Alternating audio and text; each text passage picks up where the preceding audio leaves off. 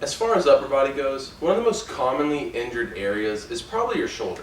Normally, the cause of this is doing overhead motions with either too much weight or improper form, which I guess pretty much sums up this video. So I'll see you next time. Subscribe for more. Bye.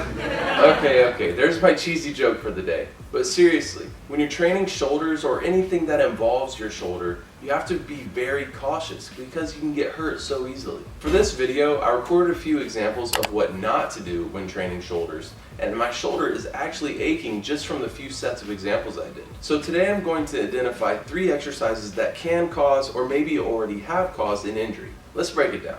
Number 1. Let's start with the most obvious. Anything behind the neck. A few examples of these would be overhead shoulder press, lat pull downs, and pull-ups. I consider these bro exercises. People like to do these behind the neck because it makes it a little more challenging. Therefore, that must mean it's more effective, right? Well, not exactly. If you're looking at long-term results, this couldn't be farther from the truth. Building muscle is all about longevity. One hard workout that injures your shoulder and puts you out of the gym for about 8 weeks is a lot less effective than 12 weeks of consistent workouts that, well, don't hurt you. You will notice in the example videos I'm not doing a whole lot of weight, but my shoulder still is acting up immediately after recording this. It's just not worth it. These exercises put a lot of strain on your rotator cuff, and if you have any pre-existing conditions, doing any of these movements are going to flare it up.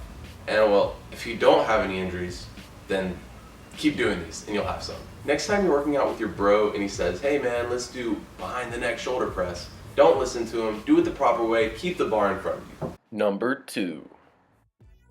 This next exercise is a little less obvious. Anything, well, just about anything, with your elbows flared out. A few good examples would be bench press, shoulder press, and push-ups. Anytime your elbow is raised higher than your hand, this leads to internal rotation in your shoulder, which leads to a grinding effect, especially when you're doing a lot of weight. This isn't something that is immediately going to hurt you, but will hurt you over time. Take it from me, as I impinged my shoulder last year and struggled with chest and shoulder workouts for about 3 months until I recovered. My general rule of thumb when doing any pushing movement is to make sure that my elbow is lower than my shoulder.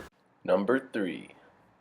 The final exercise, and the only specific exercise that I'm going to be talking about today, is the upright row. If you're into the weightlifting community, you've probably already heard about how bad this one is. This one fits into the same category as the last one, as it internally rotates and creates that nasty grinding effect in your rotator cuff. Some people will say you can easily alter this movement to make it less painful, but me personally, it's just not worth it. There's 1,000 different things you can do instead of upright rows. So that about wraps things up for today's video.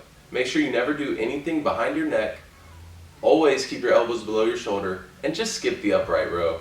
Not worth it. On a closing note, I would like to say that building muscle takes a long time to do. Don't risk injuring yourself doing one exercise when there's different things you can do that are much safer and just as effective. You can do safe exercises just as intensely as you can dangerous ones.